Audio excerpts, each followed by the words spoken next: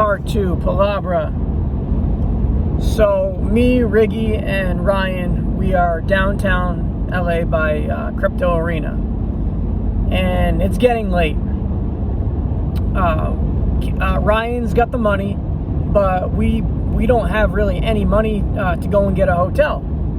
So what we do is we go on OfferUp and we post an ad. It says, we'll give $500 for $300 cash, meaning we will cash app you $500 if you give us $300 cash. Now, we just want to get high, so it doesn't matter. Like, money to us doesn't matter because it's Ryan's credit card, and we've just been in like a crappy detox, and we just wanted to have fun. So the guy responds. He says, yeah. He says, I'll do it. He says, you'll cash app me 500? And we said, yeah. He says, okay, I'll give you 300 cash. We said, cool. He says, where do you want to meet? I said, can you meet us down by Crypto Arena? We're all down here. We don't have a ride. He says, all right, I'll be down in a minute. So he comes down, and the dude's driving a Cadillac Escalade on rims. So immediately we're just thinking, okay, this dude's got money.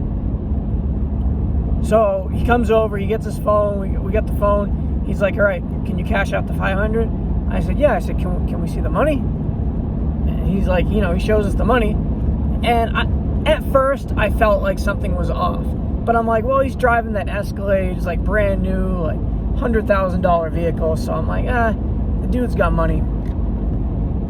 I wanted to get the money first, but Ryan was being impatient. And Ryan was like, yeah, I'll cash app you.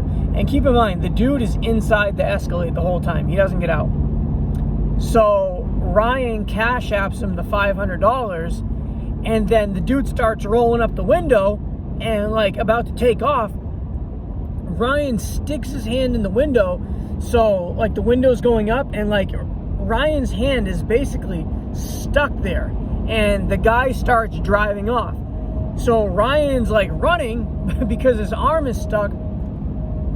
Dude, the guy drives off, and he drags Ryan probably for about 15 feet before his arm falls out of the window. While this was happening, I was recording the videotape, and I was recording the license plate number, and so I got it. The dude goes off. Ryan's like, man, we missed it. We're not gonna get our money. And so I said, Ryan, yeah. I said, but check it out. I said, I got the dude's license plate number. He's like, huh? I said, yeah. I said, I videotaped it. So I got the video of him dragging Ryan, and I got the license plate number in there. I'll upload that. You guys got to see it. Ryan is screaming like a little girl, like he's gonna die.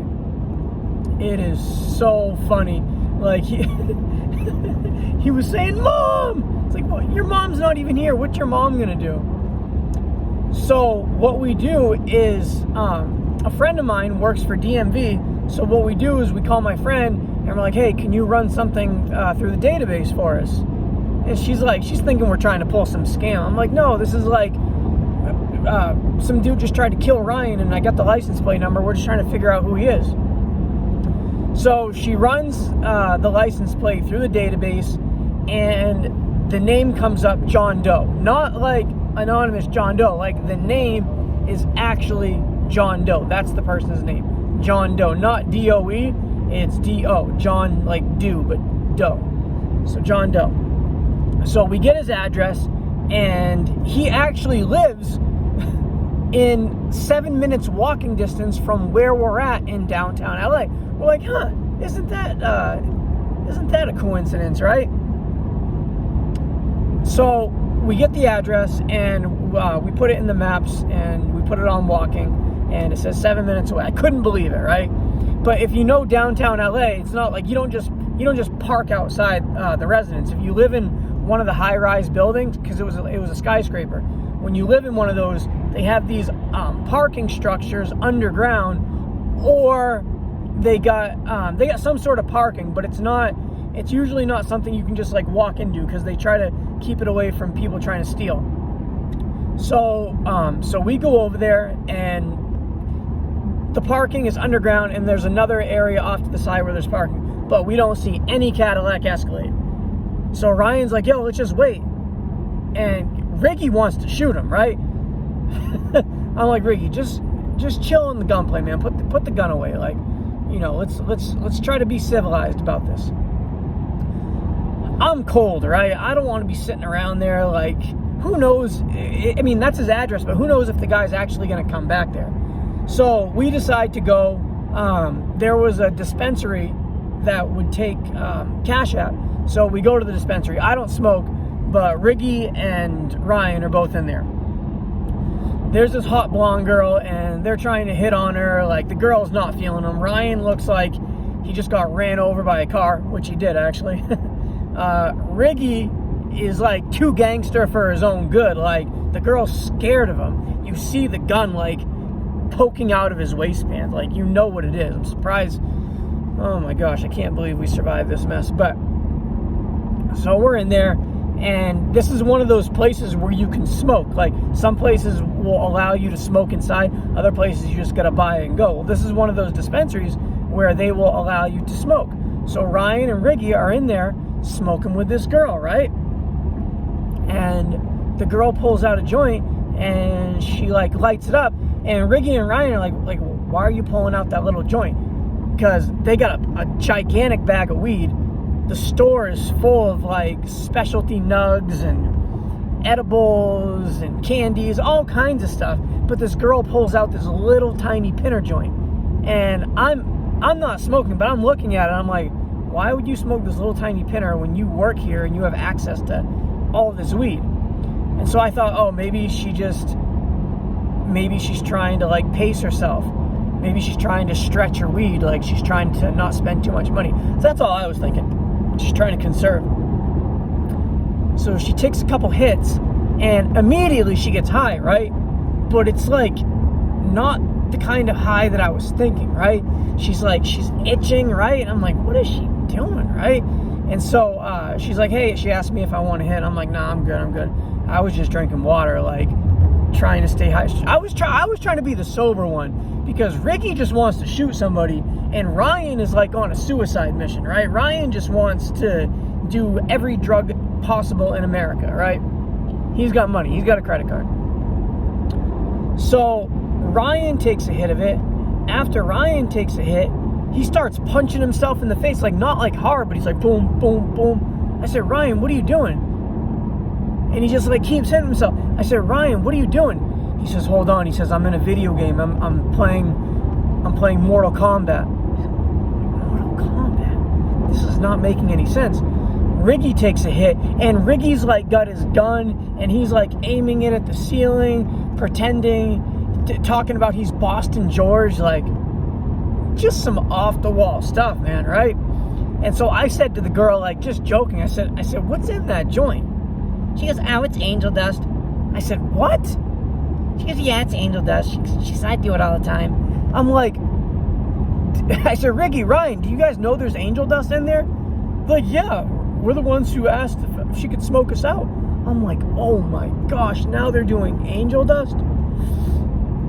So Ryan gives me the credit card. I go next door to Subway and I get a meatball sub, and I just chill, right? I need to get away from this mayhem, right? Like, Riggy's gonna get the cops called. Ryan is scaring me, all right?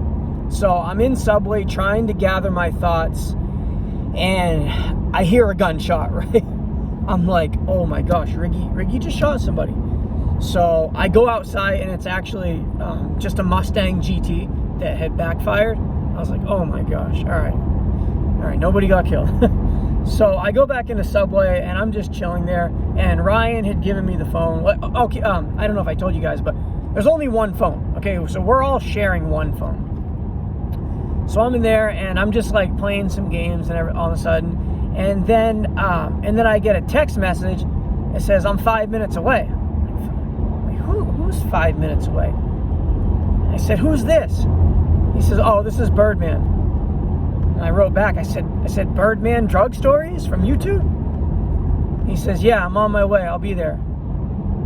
I'm like, how is Birdman coming down here to LA? So I go back over to the dispensary, and Ryan is still punching himself in the face, and Riggy thankfully put the gun away, but had taken his pants off, so he's just in his boxers and a t-shirt. Man, it was weird. So I go over there. I said, Ryan, I said, what's going on with Birdman Drug Stories?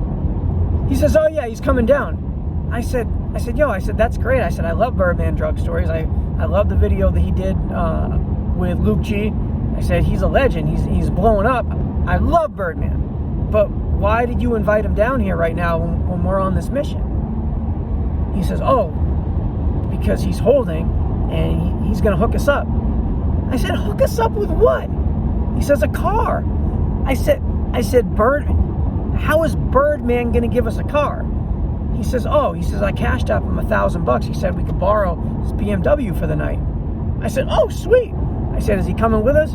He says, no, he's just dropping it off, and then we're going to have to return it in the morning. So cool. Now we're getting a BMW. Everything is starting to like look better now. Now I'm thinking, all right, at least we'll be in a car. We're not going to be rolling around the streets with Riggy and his gun, you know? So I'm happy about that.